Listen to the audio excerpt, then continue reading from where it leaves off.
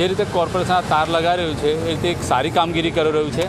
સારી કામગીરી એટલા માટે કે ઉત્તરાયણનો તહેવાર આવી રહ્યો છે નજદીકમાં, એના કારણે કોઈના ગળા કપાય નહીં, કોઈને જાનહાનિ થાય નહીં, કોઈ અકસ્માત થાય નહીં.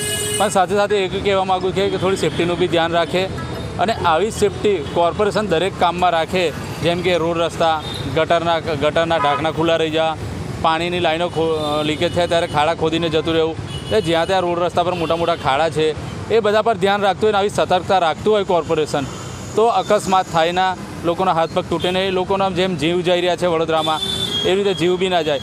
એ કોર્પોરેશન દરેક વાતમાં ધ્યાન રાખે તો નાગરિકોની સુખાકારીમાં વધારો થઈ જાય. જે ઘટાડો થઈ રહ્યો છે દિન પ્રતિદિન વડોદરાની નાગરિકોને દુઃખદાયી તો વધી રહ્યું છે, વધી નથી રહ્યું, ઘટી રહ્યું છે એવું લાગી રહ્યું છે. જે રીતે વચ્ચે તાર લગાવવામાં આવે છે તારનો કોઈ મતલબ જ નથી. તારનો મતલબ નથી જ, પણ હવે શું કરીશું, મજબૂરી છે આપણી બી વડોદરાવાસીઓની કે જેમ ચાલે છે એમ ચાલે છે, કોઈ કહેવા નથી, મેનેજમેન્ટ નથી. કેમ કે મેં હમણાં ગયો માંજલપુરવાળા બ્રિજ પર જે દરબાર ચોકડીથી અટલાદા તરફ આવી રહ્યો છે, એના બંને બાજુ તાર લગાવ્યા છે અને જે અક્ષર ચોકથી અટલાદા તરફનો બ્રિજ એમાં એ વચ્ચે જ તાર લગાવ્યો. એટલે કંઈ એમાં બી કંઈ હોઈ શકે એ લોકોનું રાજ. બેદરકારી કહેવાય. હા, બેદરકારી કહેવાય જ.